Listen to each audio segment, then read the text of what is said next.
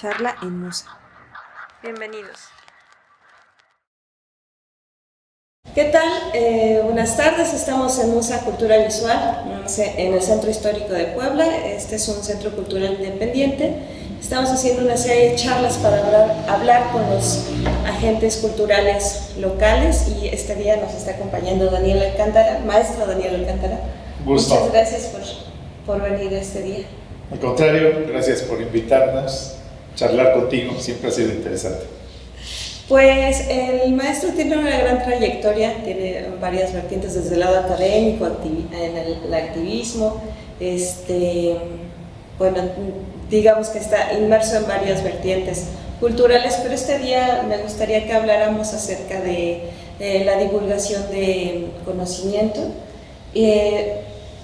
Me gustaría que nos hablara cómo empezó esto, viéndolo un poco en retrospectiva, cómo es que vio la necesidad o cómo se ha ido dando este trabajo que desarrolla actualmente. Bueno, creo que valdría la pena comentar que actualmente me desempeño en el programa de estudios universitarios de la Benemérita Universidad Autónoma de Puebla. Es una área dependiente de la Vicerrectoría de Extensión y Difusión de la Cultura. Por lo tanto, las tareas que desarrollamos están estrechamente vinculadas, definidas por la ley de la propia institución en tareas de difusión cultural, ¿no? ¿Cómo se da mi acercamiento? Bueno, yo creo que básicamente he dedicado a esto de la promoción y difusión de la cultura a partir justamente de mi incorporación en el área institucional, cuando en el 2006 el rector de aquel entonces, el maestro Enrique Agüera, me nombró para ser responsable de la Dirección de Difusión Cultural de la misma vicerrectoría en la que ahora me incorporo, participo, pero en un área distinta, el programa de estudios universitarios. Las preocupaciones y el interés de participar, de aceptar el ofrecimiento, vienen desde luego desde la formación académica que he tenido de toda la vida, vinculada en mi carrera profesional como académico en la institución. Ya en el año previo, en el 2005, elaboramos un diagnóstico de la situación en la institución, la situación académica, la investigación, la docencia y desde luego la cultura.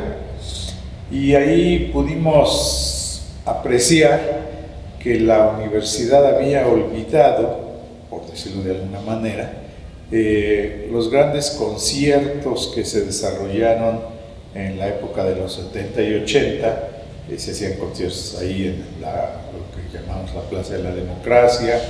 Recuerdo que en el Auditorio de la Reforma, que creo que hoy está un poco en desuso, si no es que totalmente fuera de servicio, se realizaban conciertos universitarios y las actividades propiamente de difusión cultural las llevan a cabo las escuelas de manera particular, sin una orientación centralizada. Entonces, en esa propuesta de programa de transformación universitaria, que denominamos como un proyecto de universidad innovadora, democrática, científica, estaba la idea de formar pensadores como objetivo central de la institución.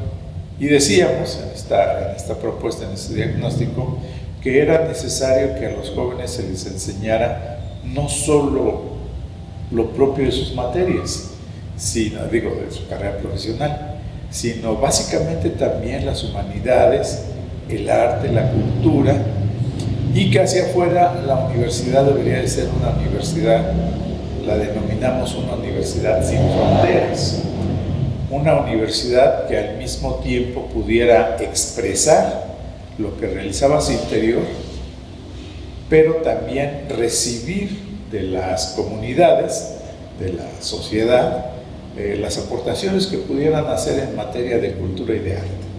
Es decir, como un intercambio fluido de expresiones artísticas y culturales. Entonces, cuando nos hicimos cargo de este proyecto de difusión cultural, planteamos con dos ideas básicas. Por un lado, para esta idea de formar pensadores y reflexionar lo que es la cultura, la democracia cultural, que empezamos a manejar ese concepto en aquella época, creamos lo que se denominó, a la fecha lo seguimos manteniendo ahora dentro del programa de estudios universitarios, un seminario que denominamos Seminario de la Cultura del Bien Pensar, partiendo de la reflexión del lema de la universidad, que seguramente muchos saben, es pensar bien para vivir mejor, y particularmente pensando en hacer de la difusión cultural lo que estrictamente la misma ley orgánica define, que es el tercer eje de la estructura de los planes y programas de estudio. Es decir, se habla que la esencia es la docencia y la investigación, pero en la ley orgánica y en la reglamentación correspondiente se plantea a la difusión de la cultura como el tercer eje importante. Bueno, incluso existe, así como existe un consejo de docencia, un consejo de investigación, existe, por lo menos formalmente, un consejo de extensión y difusión de la cultura. Entonces, esta era nuestra preocupación, darle el peso que la ley señala a la difusión cultural y a la extensión universitaria. Sobre esto trabajamos, seguimos haciéndolo sobre diferentes temas que tienen que ver con esto que es el arte, que es la cultura, cómo masificarla, que es la educación popular, que son las bellas artes, etc. Y el otro aspecto ya más operativo, más práctico, fue diversificar la oferta de lo que se llamaban entonces, todavía se llaman en algunas áreas, talleres culturales, que se reducían pues a lo clásico.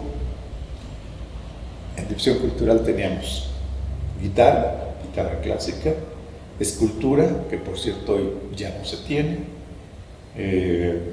pintura para niños, y creo que nada más.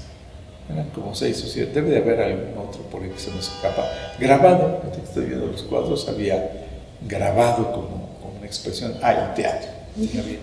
Había teatro, el maestro de teatro aún sigue laborando ahí en la propia vicerrectoría. Bueno, lo que hicimos fue ampliar la oferta, ¿no? Básicamente, por mi preocupación personal, impulsamos talleres de poesía, de literatura, de apreciación cinematográfica, de rondalla. En el área de rondalla realizamos a lo largo de los años que estuve ahí, ¿no?, 2 periodos de rectoría, 8 años, desarrollamos concursos de rondallas a nivel estatal primero y después a nivel nacional, con mucho éxito, mucha asistencia.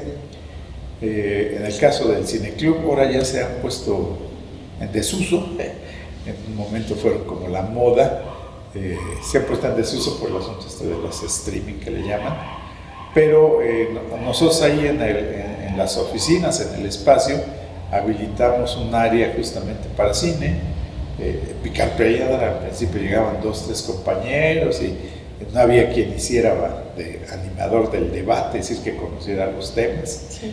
Yo estoy convencido de que el cine es un instrumento didáctico auxiliar muy, muy importante, pero llegamos a realizar, finalmente se consolidó como el Cineclub Espacio 14, le llamábamos, y pues fue creciendo la audiencia, los ciclos, los debates, y creamos como resultado de eso talleres de apreciación cinematográfica, que los denominamos.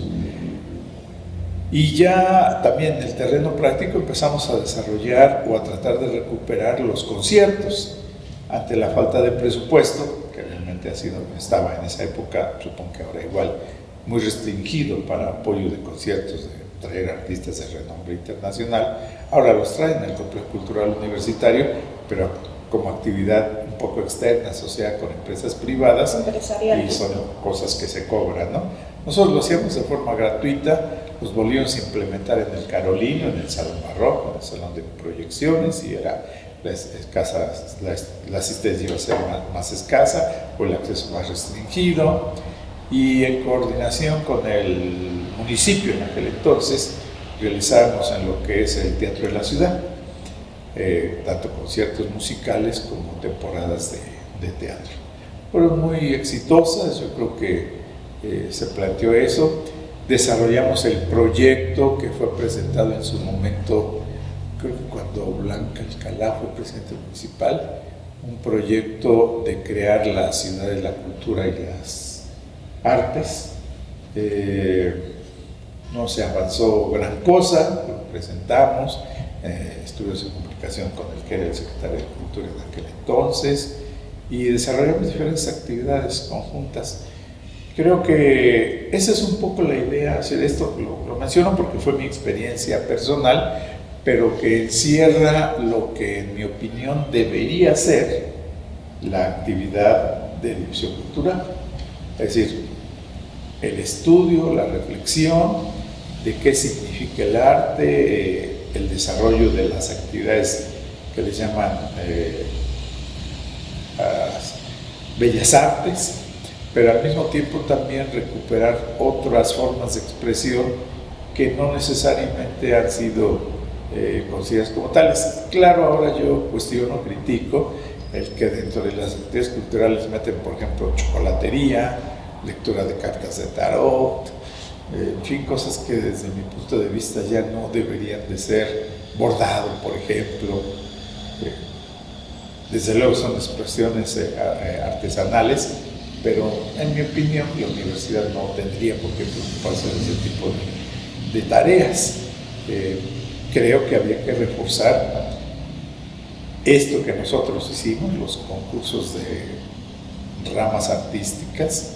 Curiosamente, por ejemplo, de poesía y literatura es la Facultad de Filosofía y Letras la que los lleva a cabo. No digo que esté mal, finalmente ahí hay expertos en las áreas, pero yo pienso que la difusión la Vicerrectoría de Difusión Cultural también podría participar o convocar a sus propios concursos. Presentamos también un proyecto en su momento ya en el periodo del maestro Alfonso Esparza, cuando por cierto yo ya no estaba en difusión cultural, sino en el programa de estudios universitarios, un proyecto para hacer concursos un poco a la manera de lo que eran los que llamaban los juegos florales. Es decir, concursos, nosotros los hicimos, pero con muy escaso apoyo y repercusión. Por ejemplo, oratoria. Creo que concursos de oratoria en la universidad serían muy positivos. Desde luego los concursos de rondallas, concursos de poesía, concursos de ensayo literario a manera de cuentos, por ejemplo, básicamente algo muy sencillo. Creíamos que era viable instrumentar o operar concursos de guitarra, concursos incluso de expresión teatral, voces corales, no sé, habría que pensarle cómo darle. Se habla mucho de las olimpiadas deportivas, universitarias, y le decía yo al rector, y bueno, ¿y por qué no pensar lo mismo en el caso de las expresiones culturales artísticas? Cuando nosotros lo hicimos, sí, por ejemplo, me acuerdo en el caso, insisto, de las rondallas, pues surgieron rondallas en diferentes escuelas, medicina, arquitectura, contaduría. Es decir, en una escuela de 1000 personas, sí hay 10 o 15 que les guste el ambiente y forman su...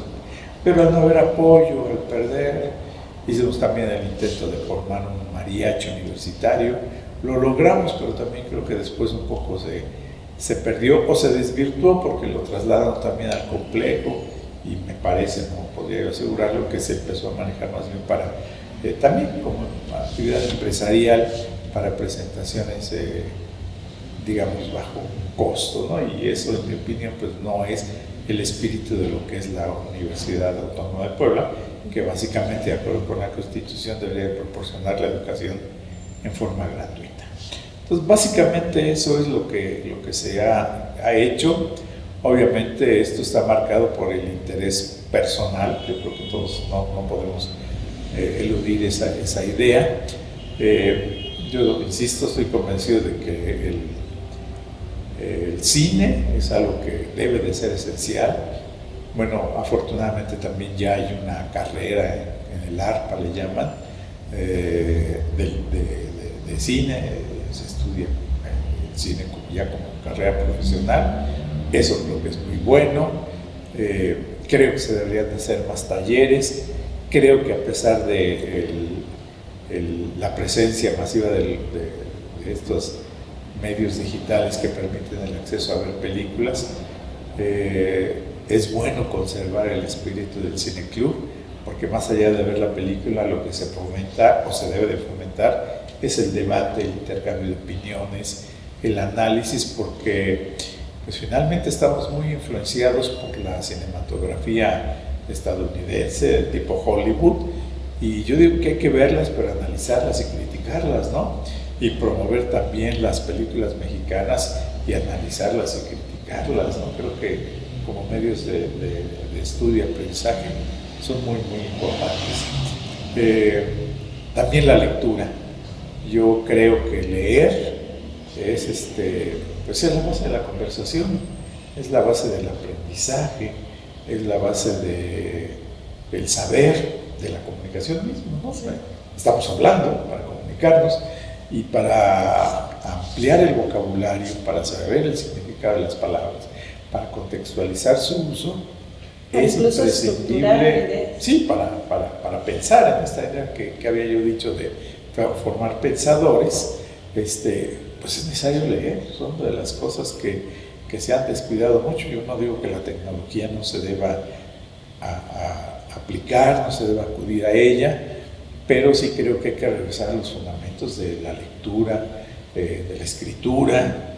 Dicen de los maestros universitarios que se preocupan más por escribir que por leer, porque escribir les da puntos y leer pues es ya casi como obligación sus trabajos, y entonces ya la lectura por placer se olvida, ¿no? Entonces creo que eso es muy importante.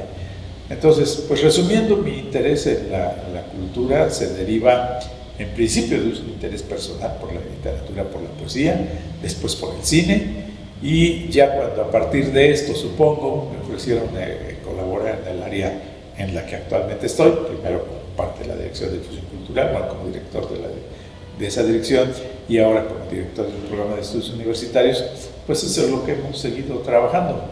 El programa de estudios universitarios pretendía convertirse en un centro de investigación en donde se analizara la cultura universitaria propiamente. Desafortunadamente, pues no hubo mayor interés por parte de las autoridades universitarias. El proyecto no se concretó en términos de crear plazas, contar con instalaciones adecuadas, material, computadoras, cámaras, equipos de sonido, en fin. Pero sí seguimos en esta idea. Pues básicamente actualmente a lo que nos dedicamos es a eso, promover seminarios.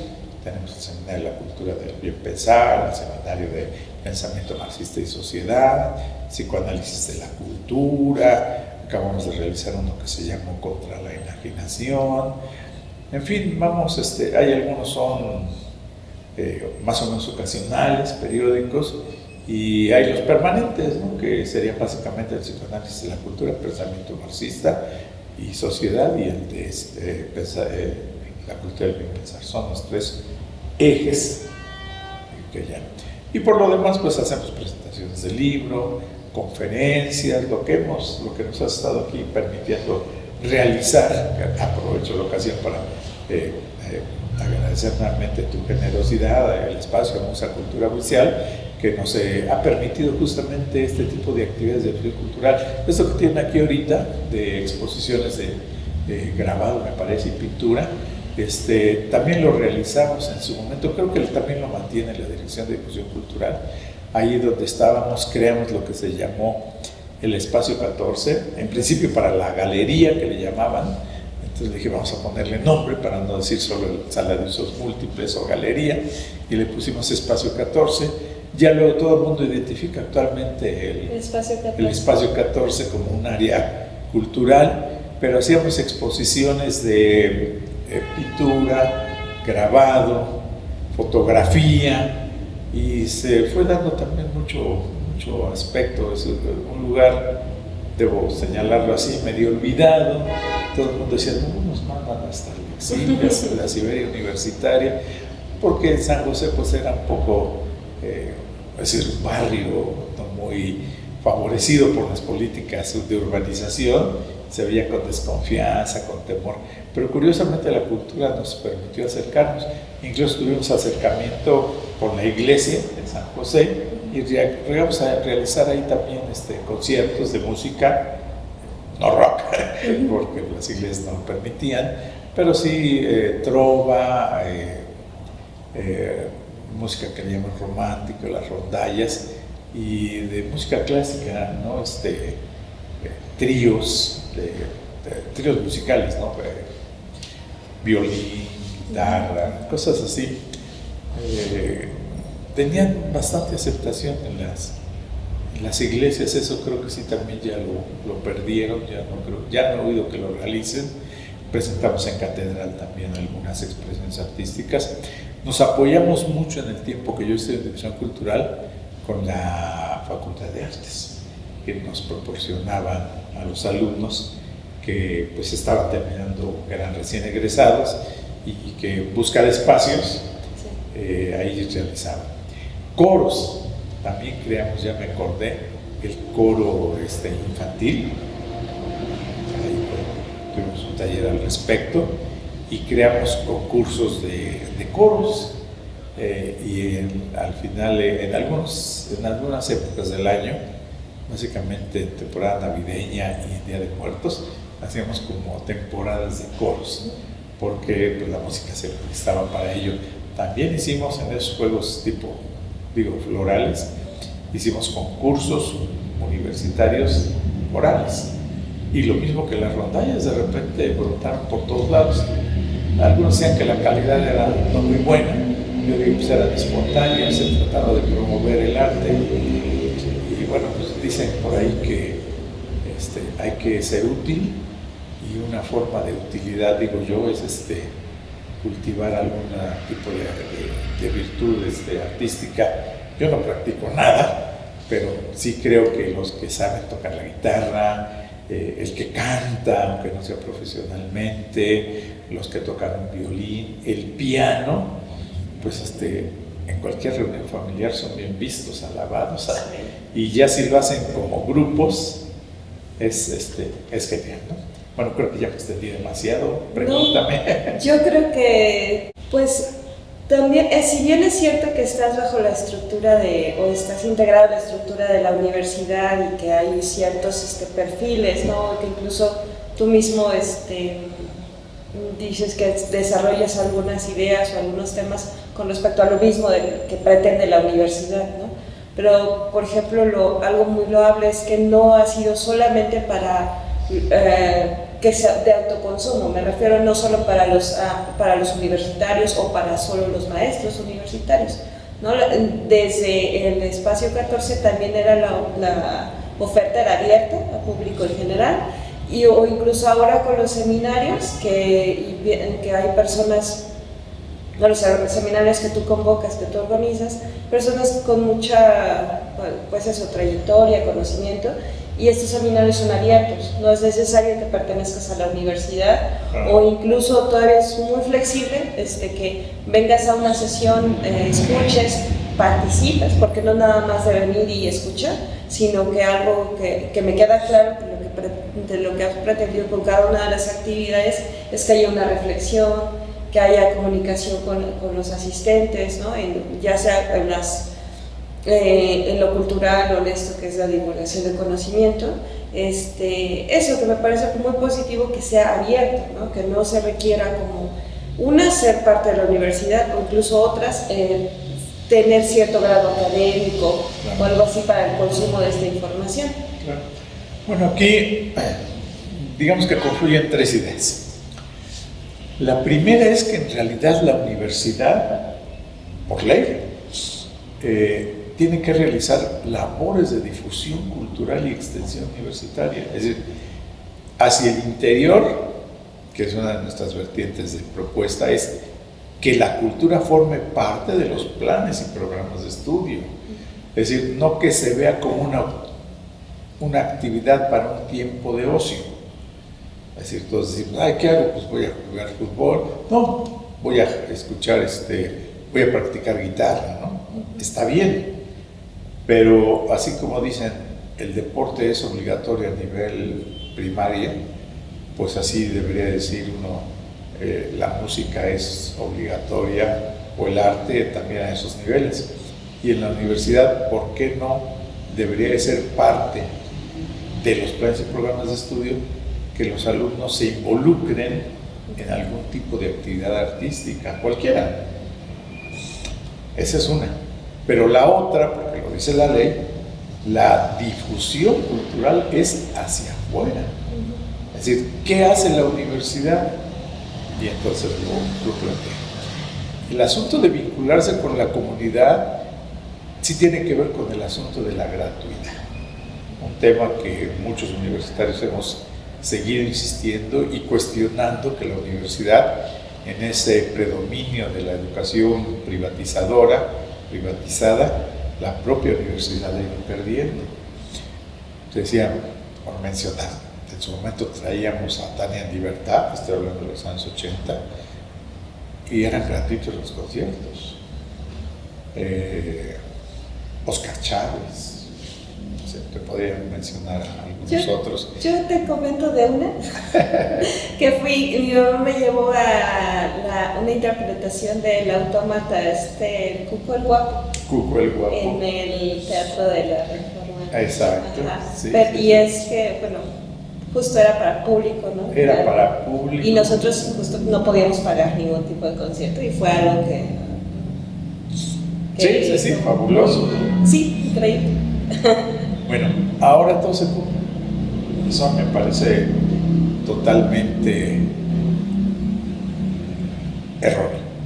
Lo mismo los talleres, dices abrirse al público.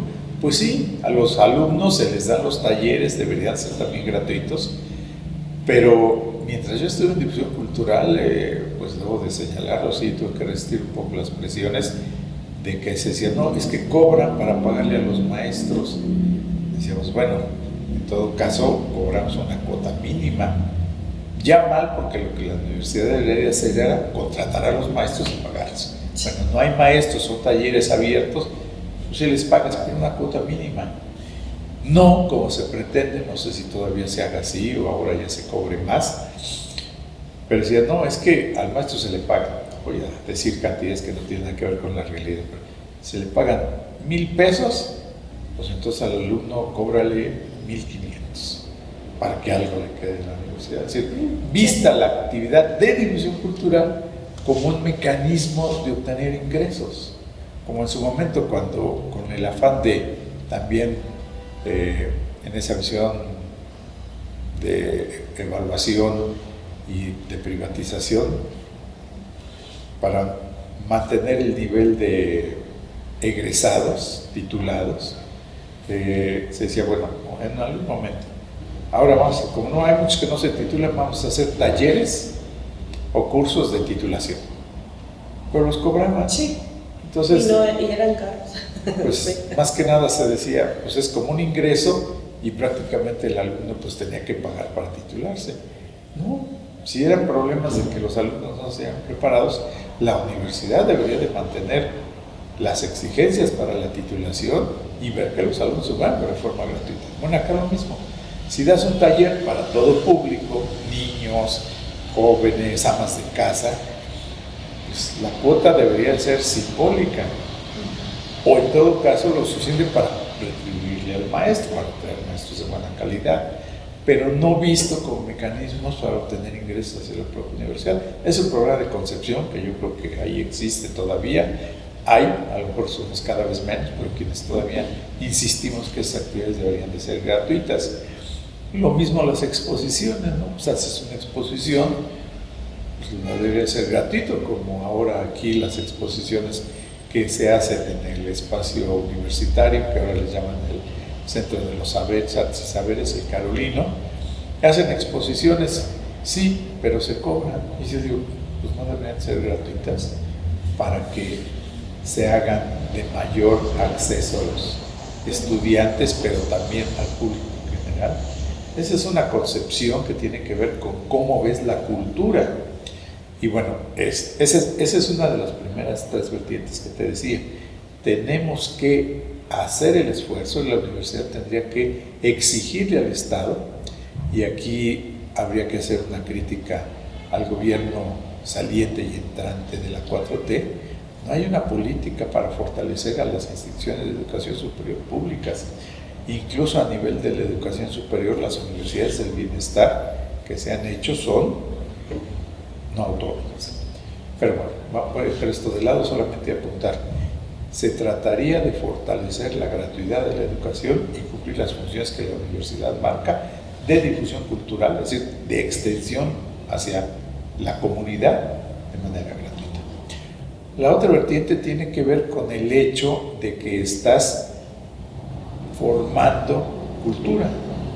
Es decir, hemos dicho también en otros momentos, la universidad debería de formar ciudadanos cultos. Es decir, aparte de profesionales competentes, es decir, que sepas lo que eres, arquitecto, doctor, enfermera, ingeniero, lo que sea, una persona culta.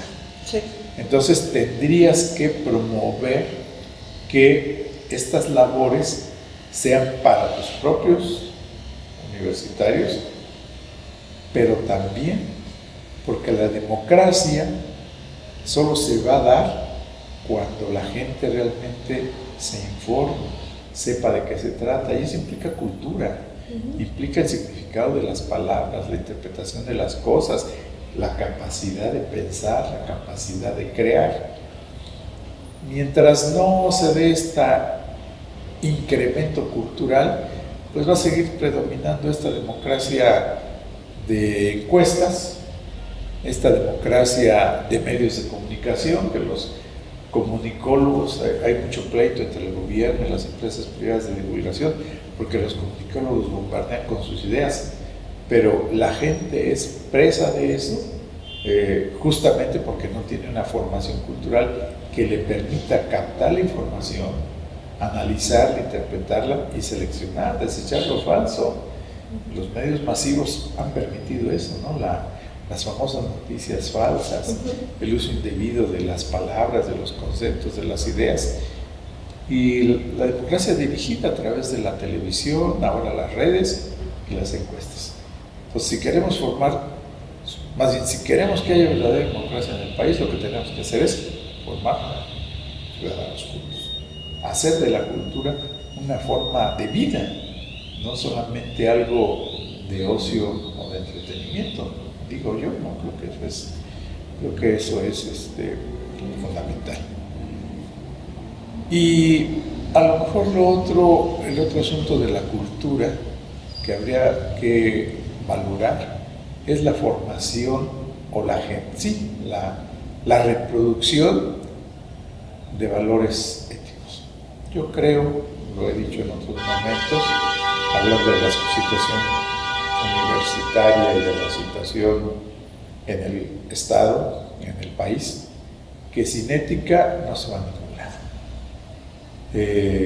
Sin ética no hay cuarta transformación, sin ética no hay autonomía universitaria, y sin ética las relaciones personales no fluyen. Se basan en la competencia, en la agresividad, en la se hacen nocivas, ¿no? Se hacen nocivas.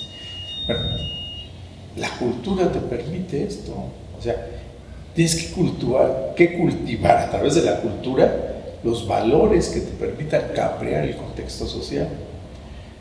Necesitas promover la generosidad como valor.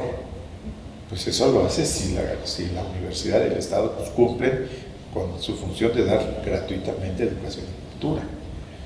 Tienes que cultivar la empatía, pero para comprender al otro tienes que mantener un nivel de saberes similares, porque si no, sí hay diferencias.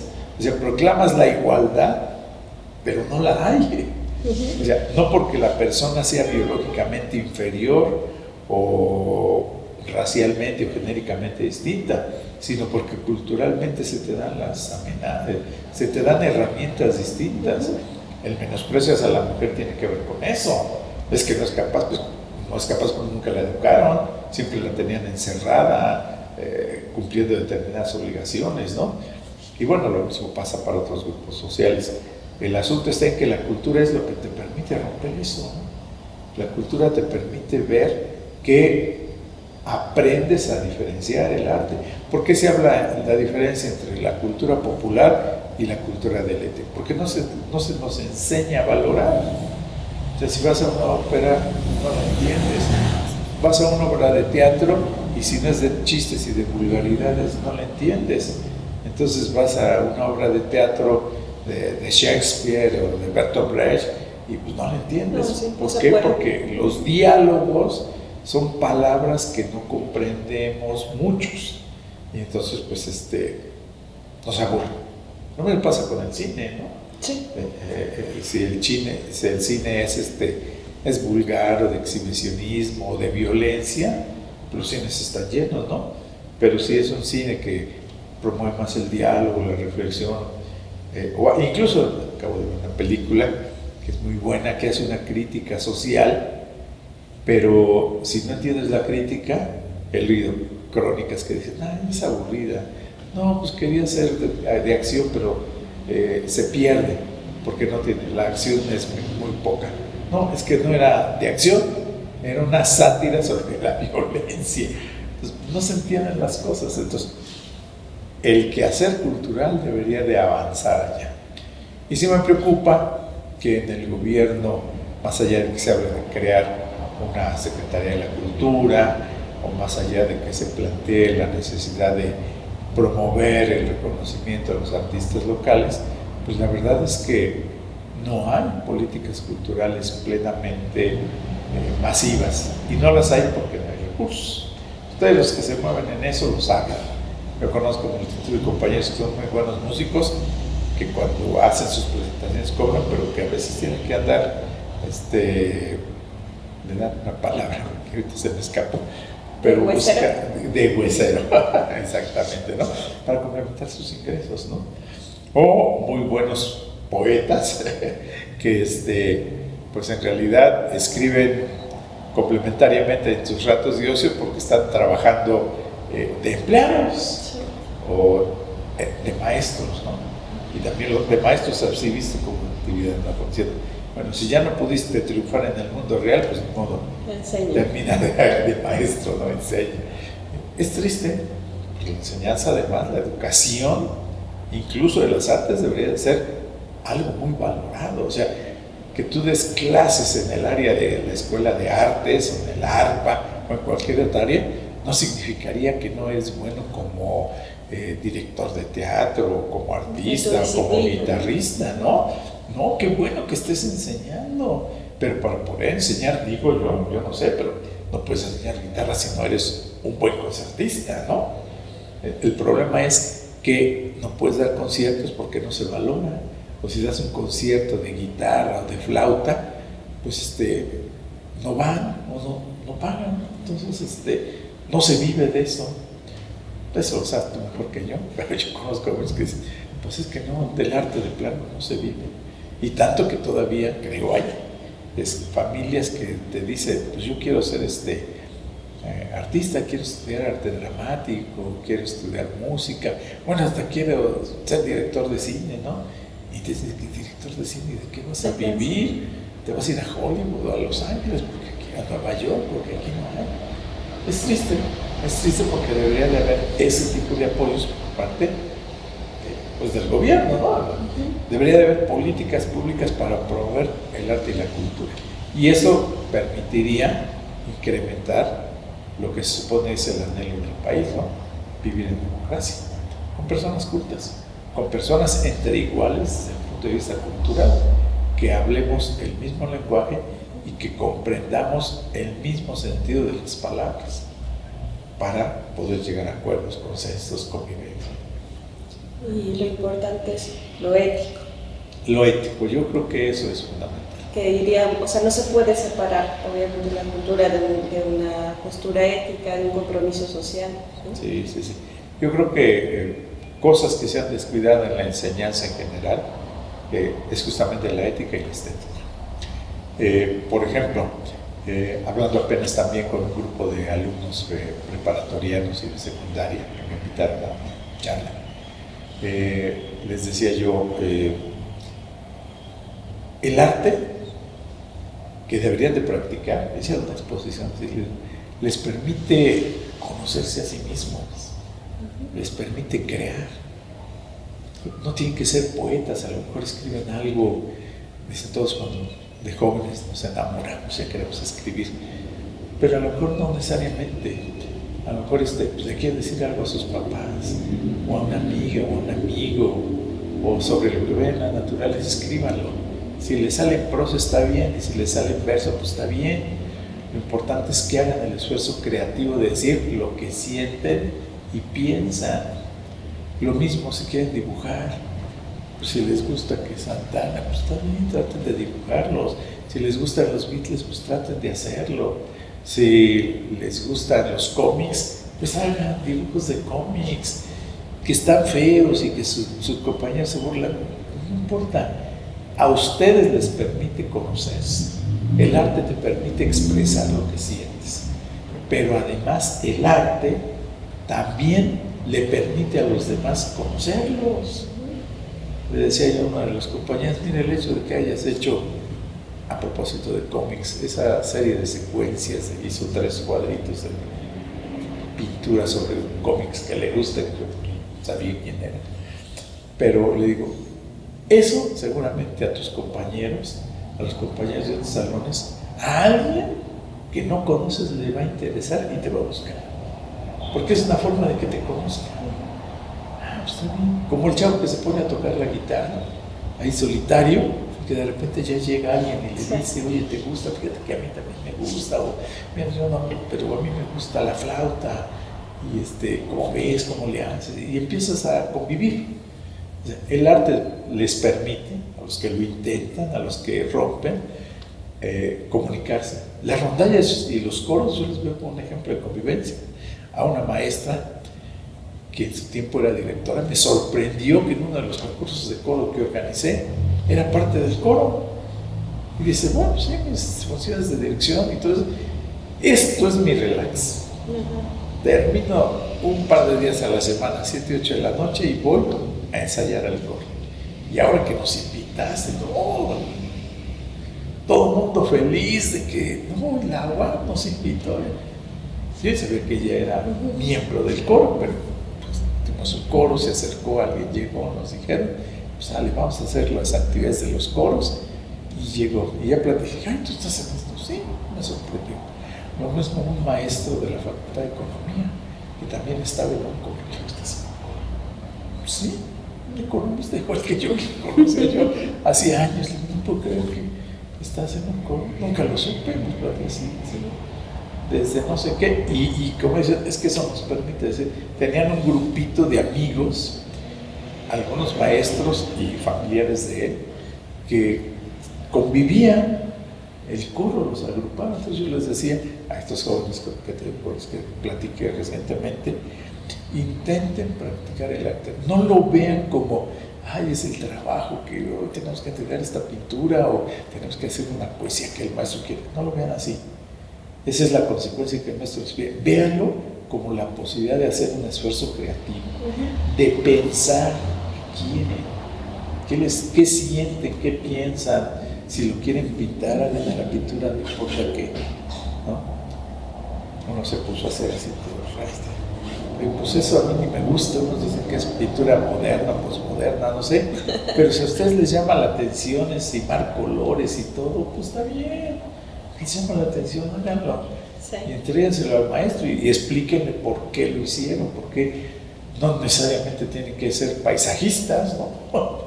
Pues intentan hacer una casa o un árbol o un leoncito, está bien, pero si no, lo que su cerebro les diga, o si el maestro les dijo que escriban algo, un cuento, pues tiene que ser un cuento de 5 o 6 hojas, escriban ustedes medio cuartilla y unas cuantas líneas. expresen lo que sientan. Si les sale prosa bien, si les sale verso bien, hagan el intento. Y eso les permitirá conocerse a sí mismos, reflexionar. Les digo, es como un diario. Escribir un diario les permite pensar sobre lo que vivieron y con el tiempo dirán, yo escribí esto. Les permitirá conocer quién fueron cuando ya están en la universidad. Yo escribí esto en secundaria. ¿Sí? No sé si les habrá impregnado. La maestra me felicitó porque me dijo que los había hecho pensar, justamente porque lo ven como tarea. Y ahora tengo que hacer Tengo que hacer algo sobre pintura. No, yo no sé pintar. Pues no importa. Sí, claro, las expresiones como creativas siempre son buenas para el desarrollo, ¿no? Para el desarrollo humano. Así es. Pues hemos tenido una charla larga, pero muy entretenida, pero sobre todo llena esto de reflexión y las cosas y de la experiencia que has tenido y el análisis que haces del entorno me parece muy interesante. Sí, gracias. Es un tema muy amplio, solo esta fue como pienso yo como la introducción, dije vamos a enfocarnos un poco a esto de la gestión cultural y esta es una parte, ¿no? Porque es muy amplia, pero te agradezco mucho que estés. No, al contrario, yo te agradezco. Como también lo dije, conversar es la mejor forma de comunicarse. Sí. ¿Verdad? De saber. Y son temas que a nosotros nos interesa que se divulguen. Nosotros, afortunadamente, tengo la amistad de Daniel y puedo platicar con él, pero es bueno también que otras personas ocupemos este tipo de herramientas para escuchar este tipo de reflexiones. Claro. Te agradezco mucho, Daniel. No, al contrario, el placer es mío. Esperamos que sea útil y productivo para ti. Sí, y para quienes lo escuchen. Sobre todo eso, que nos escuchen. Vamos a estar poniendo las redes del programa de estudios universitarios en la descripción y toda la información para que de esto que se habló también puedan acceder y de ahí puedan adquirir más información acerca de lo que se hace en el municipio de Puebla y de todo lo que incluso Daniel pueda recomendarnos. Muchas gracias. Muchas gracias y hasta luego.